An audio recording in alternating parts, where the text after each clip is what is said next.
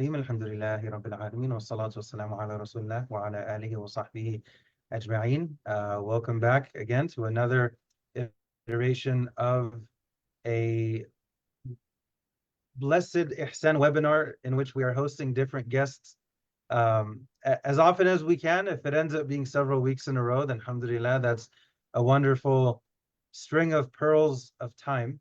So alhamdulillah, today we have another special guest, Ustada Rukayat Yakub.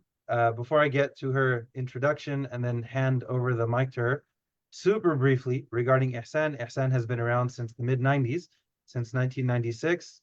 It's doing awesome work in several countries. In West Africa, you can stop by the website, ihsanfoundation.org, and check out any of the projects that you may feel your heart gravitating towards. There are projects that are related to education, healthcare, orphanages, economic support, community development, so on and so forth. So if anyone is interested, please stop by and check out whatever your heart gravitates towards. Then please, send in any contribution that you can. Any small amount in terms of US dollars will go very, very far in that part of the world. Never underestimate.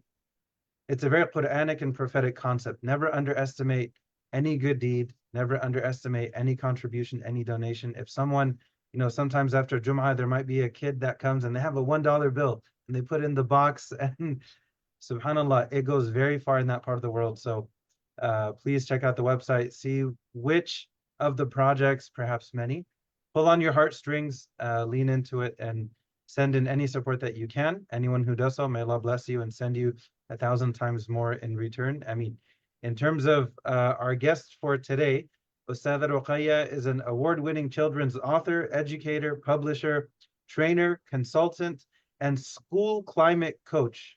That's a really cool term. And school climate coach who has worked in education for 25 years. MashaAllah. Her areas of expertise include heart work, addressing anti-Blackness to build spaces of prophetic belonging, curriculum design, Islamic studies, and ethical wealth flow. Ustada Rukayat is an instructor at Rabata's Ribat Academic Institute, a certified Montessori elementary teacher, and holds an MA in Islamic education from Bayan. MashaAllah, I had the privilege to be her classmate last year in a really awesome class with Dr. Jihad Safar on what had a really cool title. Anti-racism, it was good. It was a great pedagogy. That's the short version. Anti-racism pedagogy, basically. And multiculturalism. Huh? And multiculturalism. Yes. It was really rich. So I was honored to be her classmate, alhamdulillah, last year. She works with leaders to develop and implement best practices that infuse prophetic courage, kindness, and humility in community institutions, and will begin doctoral studies to further study belonging and community development in the fall. MashaAllah, we ask Allah to bless her studies, to bless her family. Her husband is Imam Mendez, another consistent Ihsan supporter. May Allah bless each of them. May Allah bless their children. May Allah accept all of their efforts and make it a source of khair, not just now, but hopefully for many generations into the future, inshallah. Welcome, Ustada. How are you doing today? Alhamdulillah, I'm doing very well. I mean to all of those beautiful du'as. Thank you so much. MashaAllah. Alhamdulillah. I'm going to go ahead and hand the mic over to you. But before doing so, I want to encourage everyone and anyone attending, watching, listening, get a copy of her book, The Gift of Sheikh Ahmadu Bamba. It's hard copy, it's good quality, and that's just the outside. The inside is really where the treasure is found. If you go through it, the words are wonderful. There are also illustrations, which are always a plus with kids' books, and for me also as an adult, I appreciate the artistry, and there's a lot of benefit contained within this. So I do want to encourage everyone to go ahead and get a copy for yourself, get another copy for a loved one, and share the khair, inshallah. MashaAllah. Thank you for mentioning my book because what I think I'm going to do is I'm going to start by reading a couple of pages of the book. And I'm going to talk a little bit about why I wrote it and who Sheikh Ahmadu Bamba is, why he's so important to us, and what kind of tradition that he came from. Right. Allahumma salli ala Muhammad. Allahumma salli alayhi wa sallam. Bismillah. Mama weaved true tales, tales of people filled with light, love, and kindness. Ahmadu loved these stories. Mama scanned the rooms of the family compound. Ahmadu, Ahmadu, where are you? She called out. She walked outside. Her soft voice rose as she searched the courtyard. Ahmadu, Ahmadu, where are you? She stopped. Still as the night, little Ahmadu stood on a soft lambskin rug surrounded by moonlit stones. Mama waited. Ahmadu turned and Mama beckoned him close. What were you doing? Standing, Mama, just like the people in your stories, said Ahmadu. Mama nodded and smiled softly. You mean the people of God who stand at night? Yes, Mama, said Ahmadu. Mama continued. Stand means to pray. These are people who get up and pray at night. Do you know why they do that? She asked. Ahmadu wasn't sure. Mama continued. They stand in prayer because they love God. So I don't know if you're going to see the picture clearly, but no, sorry. You're going to see the picture, but trust me, there's some beautiful illustrations in here. But the picture is of a little boy praying. And the thing about compounds, especially during the time Sheikh Ahmadu Bamba lived, because he was born in the 1800s, 1853, passed away in 1927. So during that time, a lot of houses, the way that they were structured is that you'd have like these almost like micro homes, and you had a compound that was a shared space. So his mother was looking for him. It was nighttime. She didn't see him inside, the actual rooms that they lived in. So she went outside and sees him outside in the courtyard praying. They have like an area where they would pray, and there would be, rugs out there, and people would, they'll do their prayers. But he wasn't praying. He was just standing. And at the time, he was about 3. Historians say he was like either 3 or 4 years old. And when she sees him, she asks him, what are you doing? And she's like, I'm standing because each night, or often, very often, his mother will tell him stories of the righteous of the past. Because one of the things that we want to do as adults, especially when they're interacting with our children, is giving them a framework to understand the world. And as a young boy, his mother gives him this framework. She gives him the stories of the awliya, these people who love Allah Ta'ala, Allah Ta'ala loves them. These stories of these righteous men and women from different parts of the world, different time periods, so that he can have an understanding of what's right and what's wrong, and how to navigate the world. And this is the foundation that he has. And he's blessed because his mother is somebody who's memorized the Quran. She memorized the Quran at a young age. Her mother was a scholar herself. Her family members, her grandparents, they were scholars. Her brother, she came from a family of scholarship. And then she married into a similar family where her husband was a judge and a scholar. And at a young age, Sheikh Ahmadu, who was their son, would see people come from different parts of the land to ask questions of his father. They'll bring problems to him and he would explain, what to do. And this is the kind of environment that he grows up in. And I'm giving you these details because sometimes when you see our scholars, we just hear about a name and, the amazing things they do, but we don't understand, okay, what kind of world they grow up in. And it's important because many of us are either parents or we are part of a family where there are children involved, whether we're the auntie in the family or the uncle or the big sister, whoever it is, we're around younger people. And this is kind of telling us, okay, how do we raise people who are righteous, people who love God? And one of the ways we do that is by giving them a way to see the world so that they understand that there's more to life than the day-to-day busyness that they might see around them, but being able to connect with people who love Allah Ta'ala. So that becomes their idea about what they want, what kind of person they want to be. And this is how he grows up. He's memorizing Quran, he's studying the Arabic language, he's studying poetry. He has a teacher who was a writing mentor who would give him, pieces to write about, and he would write. The teacher would check it, ask him questions. He would go back and work on it some more, and he became very highly skilled in his writing. There's actually poetry that he would write. For example, if you're probably familiar with acrostic poetry, where the first line, the first word spells a particular thing. He wrote about a number of the Sahaba doing this. So he would write about Sayyidina Abu Bakr, Umar, many of them using that. So he would start with, spelling out their name and then writing in Arabic poetry about their character. So these are the kind of books that can teach, the stories of these particular people, but using poetry. And a lot of his work, he focused on using poetry. And one of the blessings and the amazing things about poetry is that it's very concise. So when it comes to memorizing, it's easy to memorize, but then you unpack it, and that's how you gain the knowledge from it. And I mentioned memorization because it's a very important part of the education system in West Africa. It was, and probably other parts of the world, but the area of expertise is Islamic education in West Africa. And he came from that tradition of you're memorizing things, you're learning them, and then you're not just memorizing it and knowing it to be able to recite it, but you're able to read it and write it as well.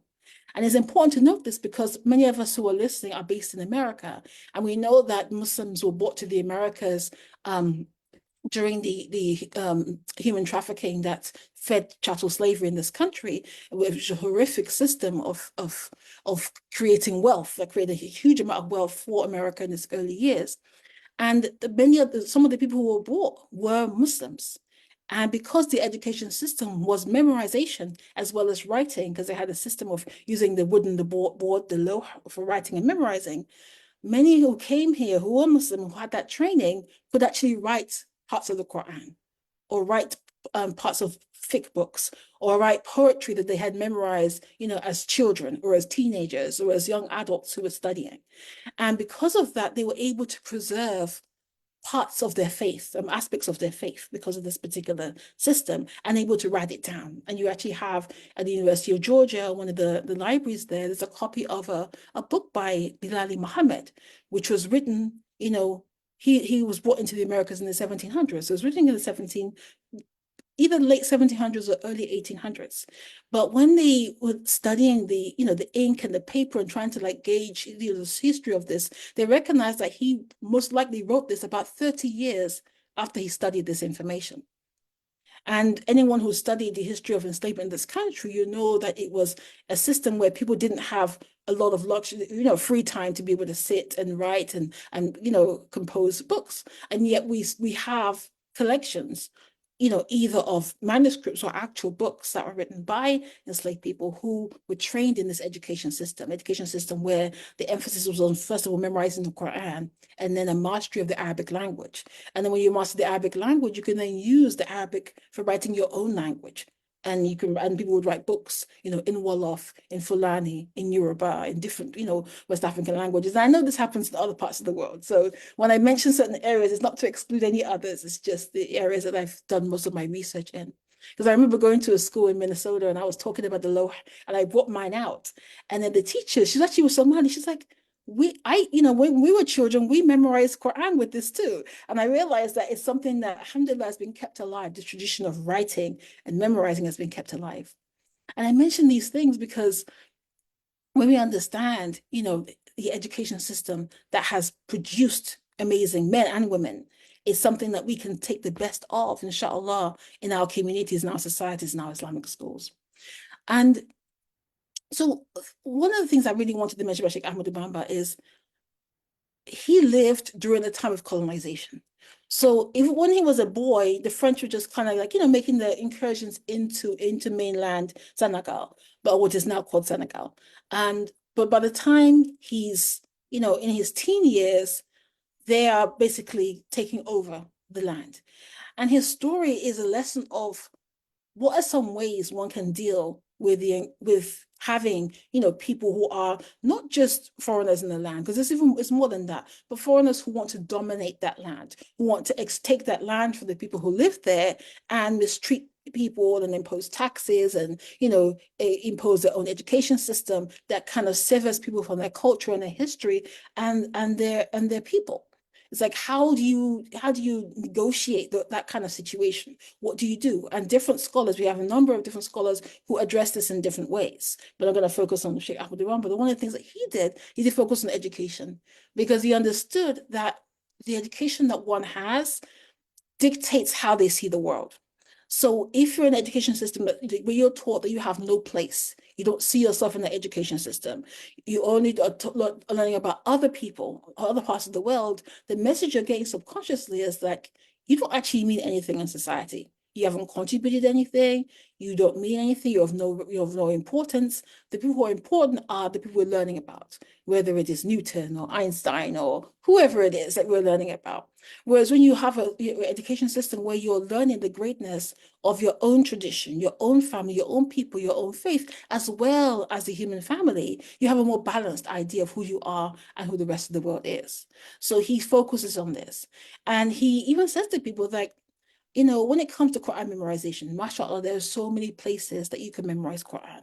So he told me he wasn't going to focus on that. He wasn't even going to focus on fiqh, learning jurisprudence and things like that, because there were so many schools. One of the things it's important to understand is like, that whole, wherever Islam spreads, scholarship spreads. That's just the reality. And that's anywhere in the world, whether it's Indonesia, whether it's Bosnia, whether it's India, where Turkey, wherever it is. That's just part of this deen.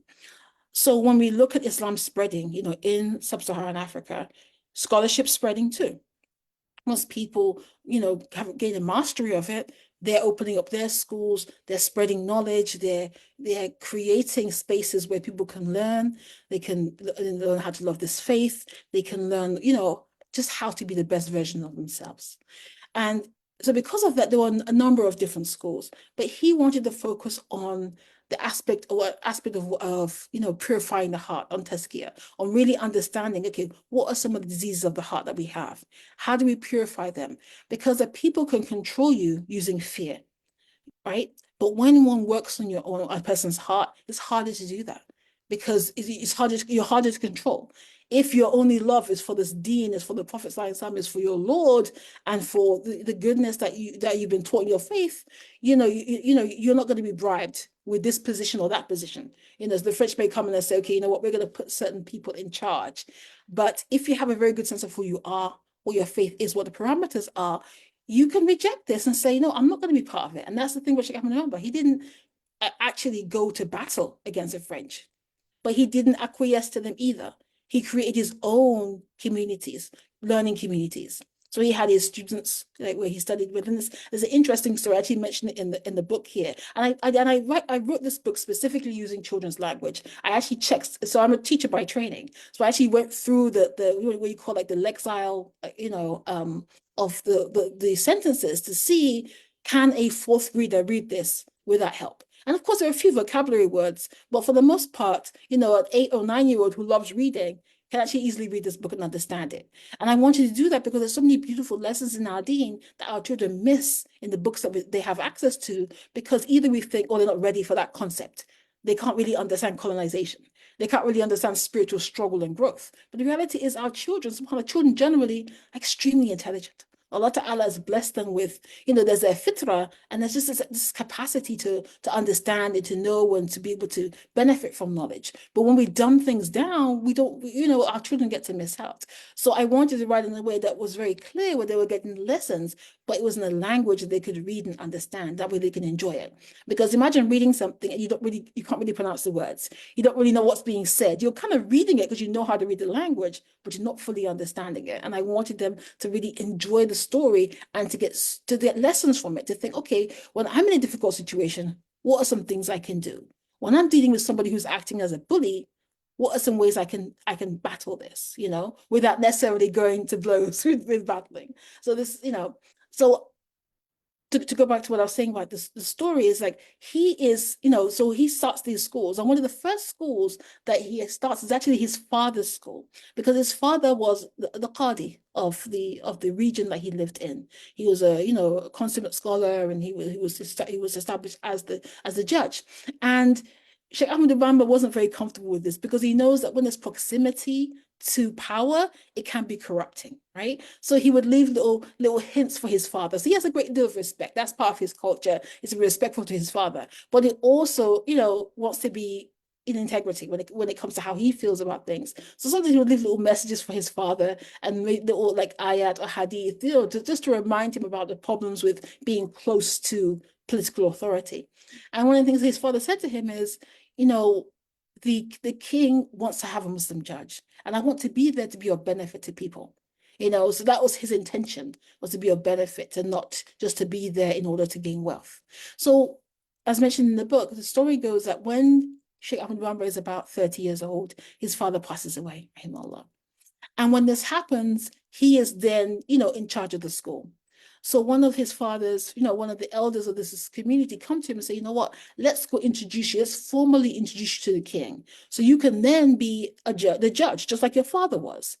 And Sheikh Ahmed was like, no, I don't want that, I don't want to, and he rejects it. And the elder's like, how are you rejecting this? Because when you work for the king, you get, gifts, you get some kind of stipend. There's something, you're going to get like worldly gains from this. Why reject this position? But he's like, no, Allah Ta'ala is sufficient for me. This is what he responds with. And he decides to focus on, helping, with his father's school. And then from there, students are coming to him and he's training those students. And then when he reaches a certain level of mastery, they're going establishing their own schools. And sometimes they would just go into, barren land and they would establish the schools there. And then people would come around and they would build infrastructure around those schools because they wanted to be in close proximity to learning. And that's kind of how you have like these schools and these cities that were established in this time period. So he's doing this. And the thing about when you start to influence people and people are listening to you and they respect you, it can cause trouble. And in this situation, it did, because the French were, they were getting all these letters, about him and saying, well, and then they start to look into it and say, okay, so who is this man and what's he doing? And they begin to get a bit threatened because they realize that people have a deep love for him, a deep respect for him. And if he probably were to say to them, look, we're going to go to battle against the French, they probably will say yes because of their respect for him and their trust in him. But Sheikh Ahmad Bamba is understanding that this is not the way that you're going to solve the situation, solve the problems with the French in this situation. He sees the way that they operate. And it's just a very I guess I'll say cruel. It's a very cruel way of operating. And when you try to go to battle with that, it just ends up in massacre, basically. That's really what happens. So, he decides to go another way. And not only is he thinking about it, but he's also understanding spiritually. Because there was a time when he was, in itikaf. This is during Ramadan. And this, many of you might have heard of Tuba, which is the city that he established, one of the cities that he established in Senegal, where there's a huge masjid, mashallah, that was built by his students and his descendants. But this is back when it was just a very small, city, small town, I would say. And he was just setting the foundations up for the masjid. He still goes there and he does his itikaf. And while he's there, he has a vision of the Prophet ﷺ. And when he sees the Prophet ﷺ in this vision, he sees all this light around him. He sees this like figures, and then like there's all this light that he's seeing. And they're close to Rasulullah ﷺ, and he says to him, like, who are these people? Like, I want to be close to you, just like these people that I'm seeing around you, in this vision that he's experiencing. And he's like, well, these are the people of Badr. This is what Rasulullah ﷺ says to him. These are the people of Badr. And it's like, and they sacrificed, and then many of us know the story of Badr and the odds that the Muslims were against and how people still went forth and they stood for what they had to protect their community. And it's like, you have to make a huge sacrifice. So Sheikh Ahmed Bamba was like, I'm ready. And it's like, well, you have to face the French. But unlike the people of Badr, you don't have permission to shed blood, but you do have to face them. And after this experience, he realizes that his life is going to change now. He's not going to just be, teaching and, carrying on with, his community. There's going to be something that's going to happen that's going to entail sacrifice. And what happens is around this time, the French were like, okay, we need to exile him, because one of their policies of dealing with trouble is to just get rid of it. So they exiled him, to the south. So Senegal is in like far West Africa. They send him to the Congo. I think it's the Congo. I'm confusing myself right now. It's the place is called Mayomba, but I don't remember the name of the modern day country. But it's like near central, near the central West Africa, and that kind of corner where you go down from Cameroon into the the Central African countries. But I know the city is called Mayomba. I just don't remember the modern name of the country. So he's sent there, and the idea here is that he's away from his city, his students, he's away from his family. At some point, he's going to have to die, and that way they didn't necessarily kill him, but they neutralized him. What they didn't understand is that because he has established all of these different schools, all of these different people who understood his approach, it only spread because there was this idea that, okay, he has been taken unjustly. He wasn't doing anything to bother the French. He was just teaching and not, he wasn't inciting anyone to go against the French or anything. He was focusing on educating people. But they knew the power of education. That's the thing. Sometimes we don't understand the power of education, but they understood the power of education. So when they did that, they thought that, oh, after a while they would all forget about him, but they didn't, and they just carried on with with the teachings, with reading his books, his poetry, and just increasing the love of the scene. But for him, when he was taken into exile, it was a sign of acceptance because he's like, wow, I had asked to have this closeness to the Prophet ﷺ, and I was told I had to make a huge sacrifice, and then this has happened to me. So even though the French were like, okay, great, we've gotten rid of him, and there's a whole bunch of things that happened in between. I'm gonna take the whole story here. You can get the book, inshallah, and a number of adult books are out there that you can read about his story as well. But he's seeing it as, alhamdulillah, this has been accepted for me, my intentions for my people. And with the French, they had their thoughts, they had their plans, and Allah Ta'ala has his plan. So he's there for a number of years, over 7 years. Afterward, the French were like, we're going to just send him back. And they send him back. By this time, the numbers have, increased, they vastly increased. And the French were like, okay, we're gonna send him an exile again. And this time they sent him north to Mauritania. And part of it is they've studied how the Muslims are interacting, and they noticed that there's this colorism that they noticed, and they felt like, okay, if we send him into like the Arab, parts of the African continent, there are all these other scholars there. They're not going to pay any attention to him, and he will just, it's another way to neutralize him. And also they just, because of the idea of colorism, they're just going to ignore him. But in this situation, when he's sent into the Mauritanians are able to recognize, many of them, his greatness, the gifts that Allah has given him, his knowledge, and they study with him. So it's like, it shows again, there's a plan to get rid of him. But, this plan is not, it doesn't materialize. So in the end, they're like, we'll send him back to Senegal. And they just keep him. So basically he's on house arrest from this time until the time he dies. So over 30 years, he's dealing with all of these things.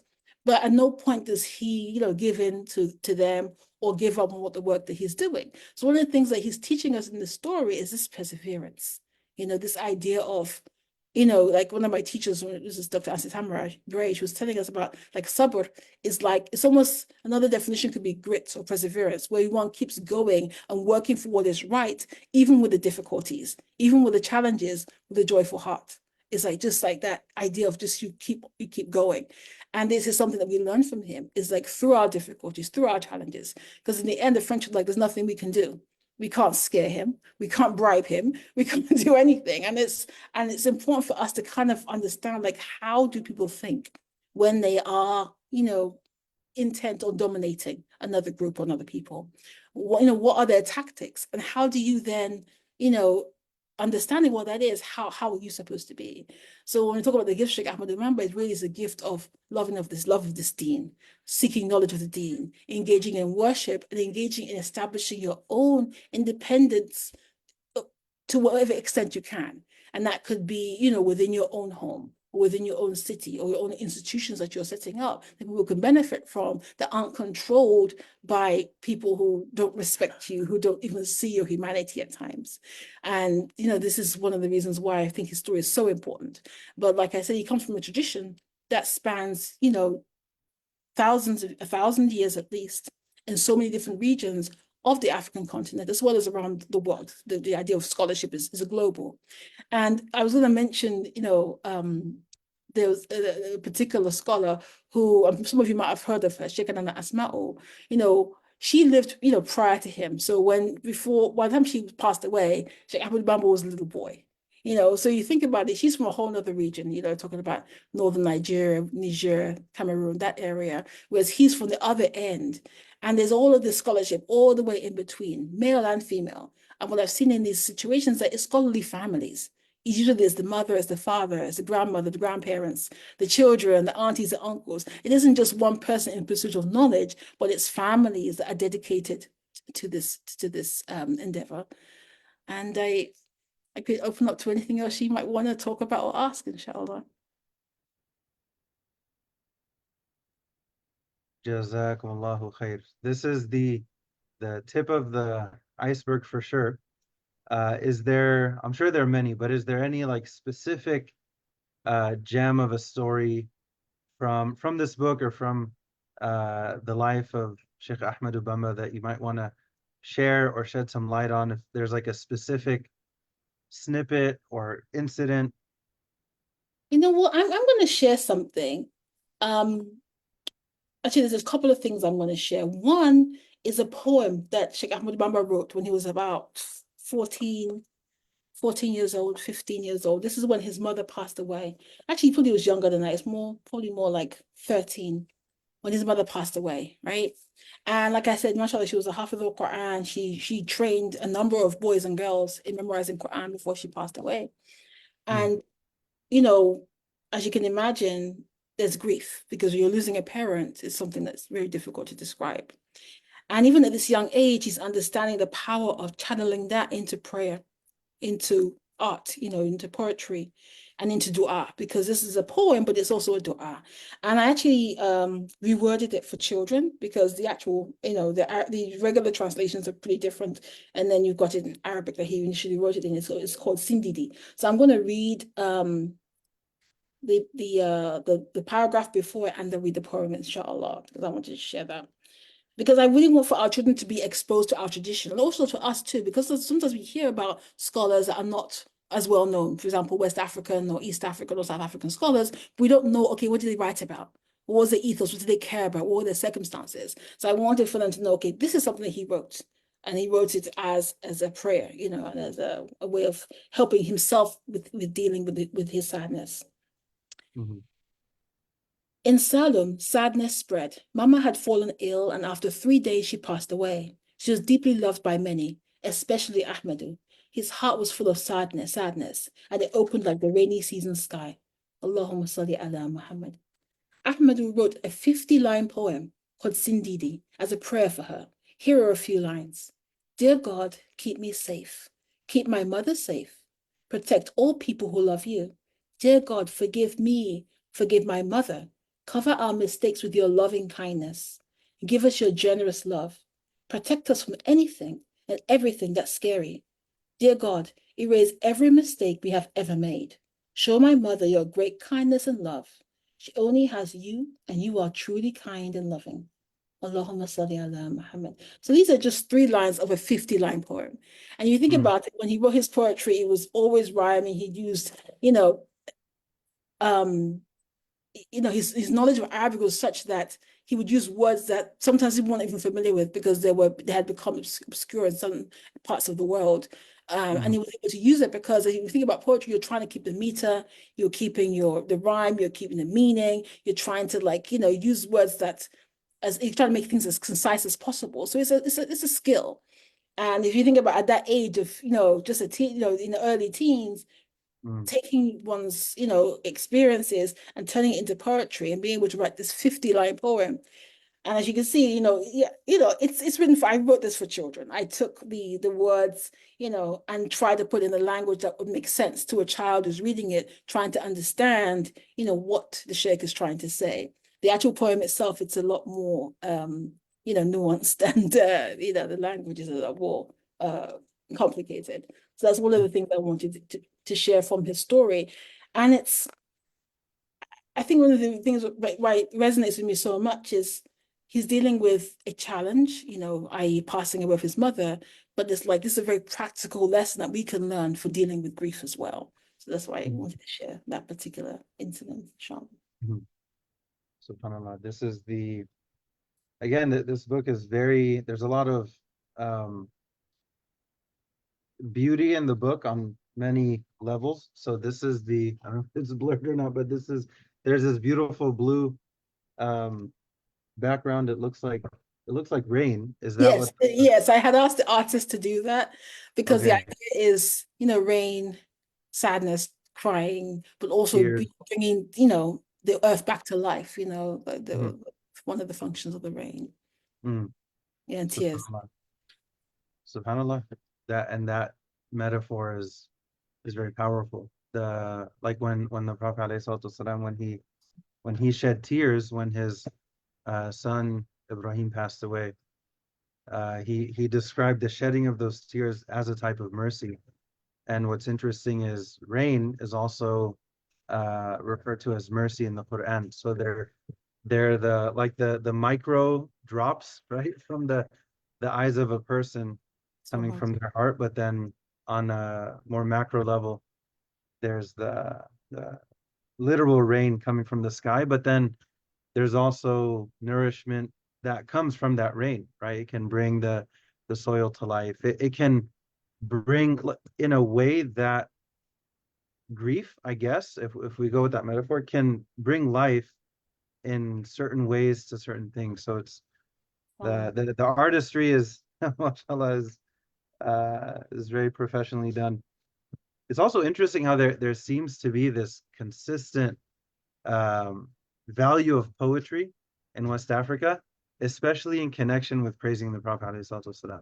Most Yeah, definitely. anything you want to share in general in connection with that? Because I feel like a lot of the time nowadays, when your average Muslim thinks of, okay, let's say they're in the States, maybe they're in Canada, maybe they're in the UK, and a lot of the time if people think, okay, when it comes to studying Islam, there's the Middle East and there's the subcontinent, and then maybe South Africa, and they only think of these areas, but then West Africa has this incredibly rich and dynamic tradition that unfortunately is, at times overlooked. So I just wanted to ask if you had any thoughts you wanted to share in connection with that, the poetry praising the Prophet. SubhanAllah, I think that, one of I mean, a great gift of this deen is Rasulullah Sallallahu Alaihi Wasallam. So I think, so for so many people, as Islam spreads, this idea of praising the Prophet Sallallahu Alaihi Wasallam, and you find this, like if you think about Abdullah Quilliam in the UK, or, I know I don't remember his name, but he was a Chinese emperor who, was said Mm. to, penned He some wrote like 100-line poem yeah, so I think praising the that's Prophet. something that just, Yeah. as the dean spreads, that's part of it. And you see this, like Shikha Nasmao, she has, dozens and dozens of lines about the Prophet Mm. Sallallahu Alaihi Wasallam. You know, Mm. I think one of the poems is probably at least 100 lines. And it's not just one poem she has. She has a number of poems about Rasulullah Sallallahu Alaihi Wasallam. She has one about Mm. the Shama'il. She has other about his character, about his life. And you find this with Sheikh Ibn Yas, you find this with Sheikh Ahmadu Bamba, which have so many different Sheikh Uthman Danfodio, Sheikh Abdullah Danfodio, all of these different scholars. Something you find in common is this, deep love for the Prophet Sallallahu. And Mm. sometimes it's found in the poetry, sometimes it's found in the books that are written where we're just teaching people of, who he was, and just reminding of his character, and or his sunnah, or of his just his beauty. So I think it's something you definitely find, and sadly, because there isn't a lot of exposure to Islam in Mm. West Africa or Sub-Saharan Africa. I know many people might be familiar with Mauritania, which is part of West Africa, but when I'm talking about Sub-Saharan Africa, there's, very many of us are familiar with the traditions, the scholars, the scholarship, the writings. And I think it's really important for us to be able to, go, because, many cities have, for people from that land, who have migrated here. So it's possible to go to a masjid and find people who are, from Guinea, or from, Senegal, or from Mali, or from Nigeria. And that tradition is very much being, revived within this country. So you can actually go there and experience some of these things. And I think sometimes it's nice for us to say, you know what, okay, we all the time we go to our local masjid, but once a month, we're going to go to a different masjid, a West African masjid, or East African masjid, or Mm. predominantly African American masjid, because there's also a tradition that you find there of a deep love for this deen, and it's found in so many different ways, and we don't, Mm. it's hard for us to really understand it. You kind of go, you taste it, you're just like, oh wow, like there's this beautiful song, and I know that the history of it is, a lot of people came together to put it together. This is Yanuri. I'm not sure if you're familiar with the song Yanuri. It's a No. beautiful song about the Prophet Sallallahu Alaihi Wasallam. And I think it was originally written by a scholar from Pakistan, Mm. but it became popularized and, known in the West because of African American students of this particular sheikh. So there's actually a Mm. video that was done, I want to say maybe 15, 20 years ago, that And then, and because of this, different people started doing, covers of it and making it known. And we have a retreat that our family organizes, and the children led this particular song, and it was so beautiful because the main person was a little 8-year-old girl, African American Mhm. girl. She, and I asked her mom that how did she know the song? She said that she's been practicing since last year, so she heard the song for the first time last year at the retreat, and she loved the song. So she's been practicing like every Friday that was sing it. So when she came to the retreat, she got the mic with all the adults there and the teenagers and the young, men and women. She just sang the whole thing, mashallah. And Mhm. it has a chorus like many other songs. So everybody was able to join in. But it's basically a song telling us about the Prophet Sallallahu Alaihi Wasallam. She had nobody referring to the Nur of the Prophet Sallallahu Alaihi Wasallam. It's just my light. It's a beautiful song. But the reason I mention is that this is coming from the African American Muslim tradition that we have in this country. So you have like so many different, watering holes where we can benefit and we can tap in to the love that different people have for the Prophet and how they express it. Like even in many of Nigerian masjids, we have something called asalatu, where they're basically gathering and doing, du'as and dhikr and salawat to the Prophet. And my mom, wherever we've lived, as soon as she arrives, she knows where the Aslatu is going to be. And I don't even know where it is because she has a network of all like Nigeria. So she just like Yeah. calls someone and then she's like, oh, I'm going to the Asalatu. And I'm just like, what, where, Mm. when? But Yeah. there's like this Yeah. kind of network. But and even for me, I had to say, you know what, I need to plug into this. I can't just, Mhm. wait for my mom to arrive and then tell me what's going on. So it's important for us to just reach out and visit these masjids, go there, Mhm. experience the classes, experience the dhikrs, experience just the people, the food, and just get to see there's such a beauty of the variety of Muslim cultures. And I say this Mhm. as well because, you mentioned about being a belonging school culture and climate coach, right? One of the challenges we find at Islamic schools is that many of our schools are very segregated. There's, you only find one particular ethnic group or two or three, and it's our children can grow up thinking that this is what Islam looks like. But they have to realize that Allah Ta'ala has gifted us with such a beautiful family of this deen. And we're not Mhm. going to know that if we don't venture into other masjids. I'm not the kind of masjid who's like, okay, the person who's like, okay, every single masjid has to be fully integrated. I'm like, no, if you're masjid and you're coming around a particular language group or history or culture, I don't think it's a problem. The challenge is when somebody else comes into your masjid and you mistreat them. That's a challenge. When someone else comes to your masjid, you welcome them, and you're like, assalamu alaikum, welcome, great. But then you're looking, sometimes we go into masjids and we get looked at like, what are you doing here? And that's where the problem comes in, because I understand that, especially when it comes to transferring language and culture, it's important to have these kind of spaces for our young people because they live in a society that will tell them they don't belong. And we have to Mhm. let our kids know that no, you have your own culture. You have this culture you're born into in this country. You're part of this society as well, no matter what anyone says to you. And then we have this vast culture of all of these different Muslim cultures that we're all connected to because of our love for this deen, our love for the Prophet ﷺ, and this gift that we've been given. And that way our children don't get to feel isolated. They feel wherever they go, they feel like they belong, and even spaces that don't treat them like that, they know that, okay, maybe you don't treat me like this, but I know that I belong. Mhm. I know that this is something, I'm from, for example, I might be born, the child might be born in this country, they're in school being told, or go back to where you came from, whatever. But if they have a good sense of who they are, their history, the vastness of the history as Muslims, and also Mhm. the history in this country, because we have a long history in this country to as Muslims. And you don't Mhm. necessarily have to be African American to be part of that. As long as you're Muslim, you tap into that Muslim history that is part of this country. And I think if we can see it like that and we can kind of come together in this way, not only do our children benefit, but we are able to get to know each other. And this is one of the reasons why we're told Allah Ta'ala gave us this variety. So we can Mhm. get to have that benefit of knowing and interacting and just being part of something that's much bigger than our individual selves. Mhm.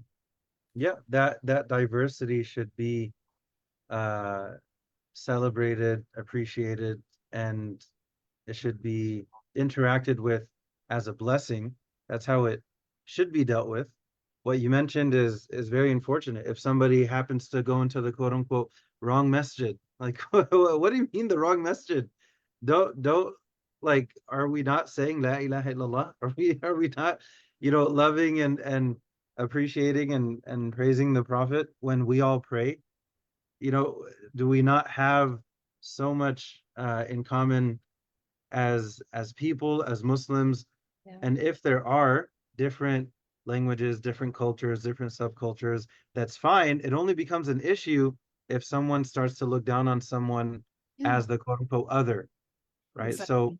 in your research, in your work in connection with heart work, is there anything that you want to share in connection with that? Yeah, I will share. I mean, that's a whole workshop. So anyone who's interested in learning more, you can just reach out. It's a whole like Highly recommend. it's a whole thing. But one thing I will say is that, I did a study of graduates of Islamic schools in Mhm, America, and the people in the study their age ranged from mid-50s to 18. So we have mhm, almost like 45 years of Islamic school experiences, right? mhm, And the really sad thing is that in many of our schools, the Black students in those schools, whether they're East African, West African, Caribbean, African American, it was the same experience, no matter where mhm, they're from. It was experience of not of being treated like they didn't belong, and being and feeling unhappy and feeling like, like I shouldn't really be here. Like I had one girl, Somali girl, who told me that, she was always taught to, to love the deen, and that they were very much part of this faith. But when she went to high I think it was eighth grade in Islamic school, by the time she left, she just felt like, am I do I even fit into this faith? So she's not mhm. even at her school, but even the faith, because she was in the Wow. curriculum, she wasn't seeing anyone like herself. So she's like, well, if none of the Sahaba were black, or if only one or two of them were, am I supposed to be Muslim? These are the kind of questions Mhm, she's asking herself as a 13-year-old. And as adults, we understand, this isn't our faith and everything. But as a child, it's hard, because if people are mistreating you, making you feel like you don't belong, and then in the curriculum, you don't see yourself. In the books in the library, you don't see yourself. And when mhm, anyone mentions Black Muslims and Blackness, they say, oh, well, one was a slave and then he was free, and that's the end of the story. And so many people said this. I had about almost 75% of the respondents said that when they would learn that, they wouldn't learn anything about Black Muslim history in class, like all the time mhm, they were in Islamic school. That sometimes there will be a brief mention of Bilal or a brief mention of Malcolm, but there's no like context to it. It was just mhm, like almost like a sentence or two, and then you just move on. And we don't realize that there's so much that you can teach children about American history by going through the life of Malcolm X, for example. There's so mhm, much you can teach from the Sirah and from Adab and Akhlaq and things like that by learning about Sayyidina Bilal, or any of the numerous, mhm, Africans or Black people who are part of this history. I mean, there's so many of them from the time of the Prophet, from before the Prophet, prophets who came before, righteous people like Luqman al-Hakim, all the way through, our history going into the Americas. Like I said, you had all these different scholars who were coming in and bringing the Arabic language and the knowledge of the faith into the society, all the way to the present day. mhm, And the things that you don't, and I know our schools are strapped for time. It's hard, but you're doing everything, and you're doing Arabic and Quran and Islamic studies. Where's the time? Creatively. Social studies, you can do it.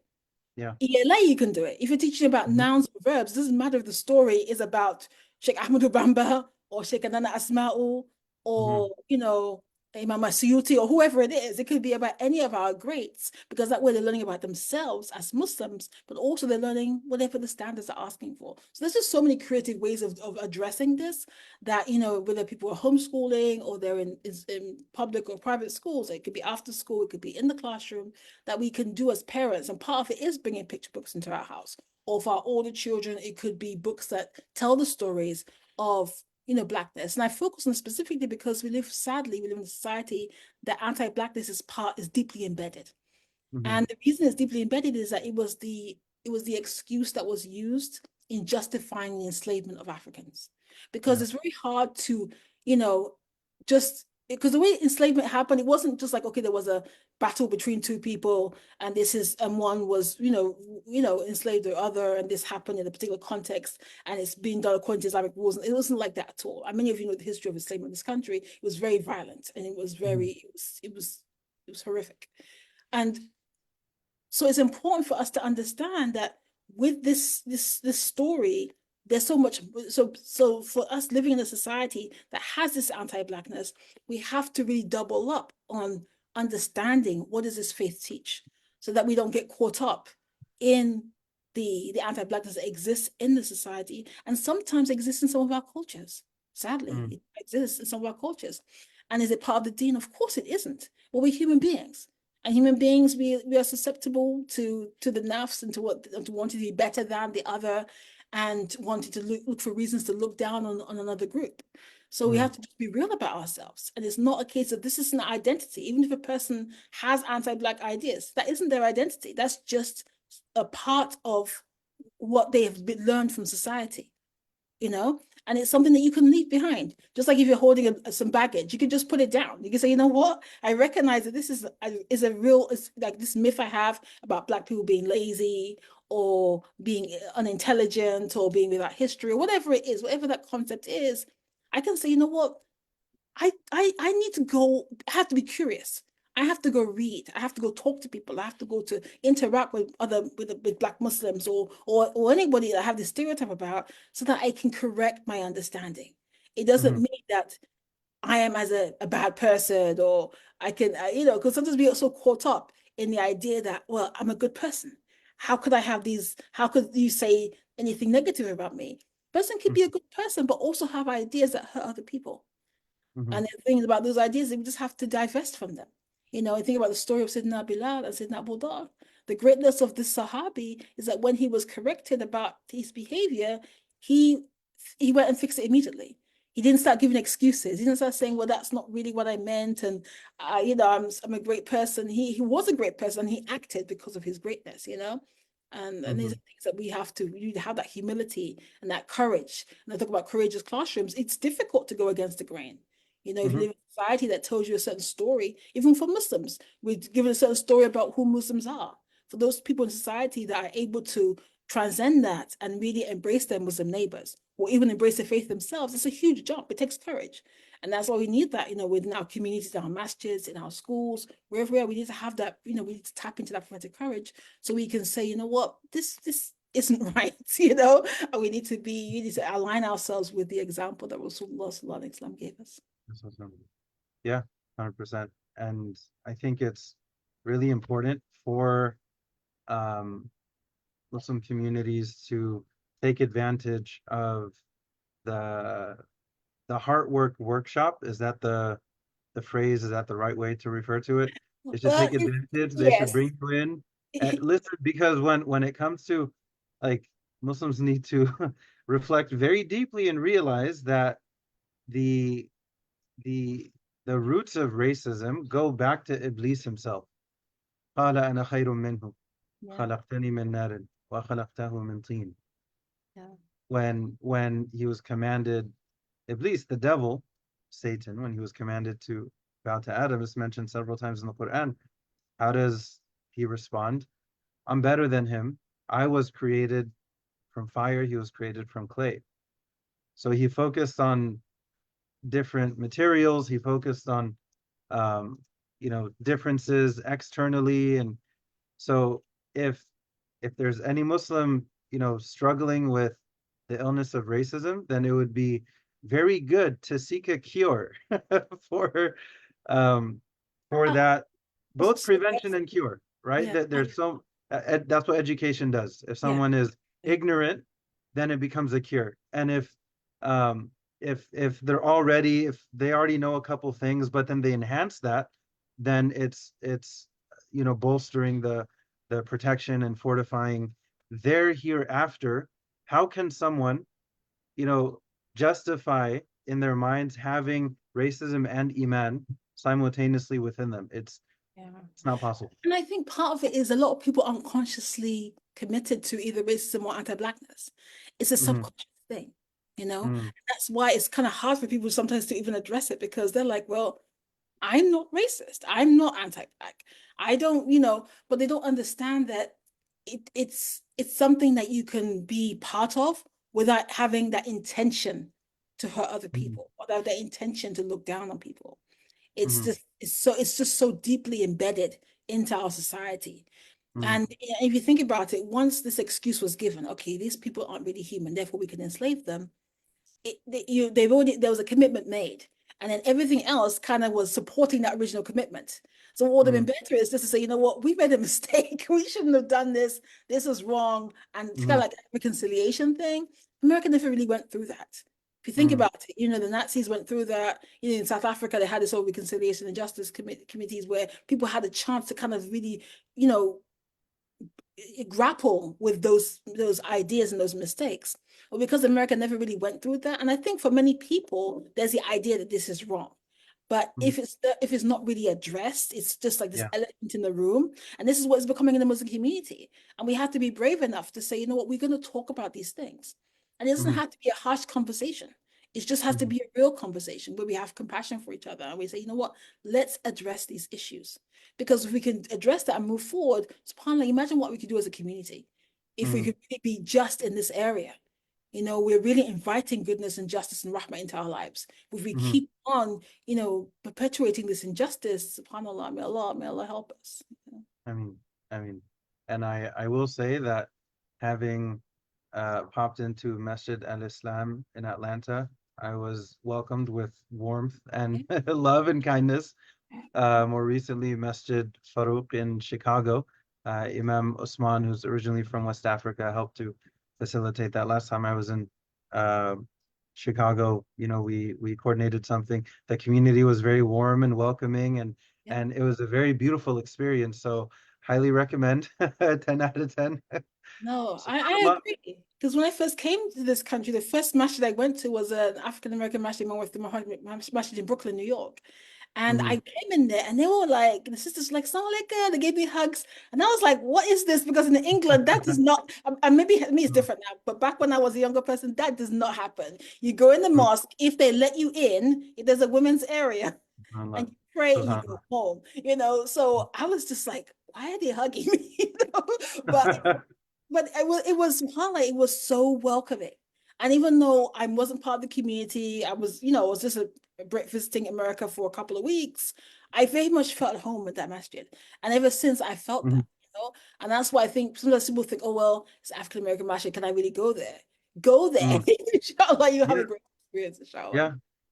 Yeah, subhanallah. May Allah bless your work. May Allah I bless mean, your effort, your time, your initiatives, all of the above. May Allah accept all of the time and effort that you put in, and hopefully there's much more barakah in these books and resources and the workshops, much more than you could have ever imagined, I mean, inshallah.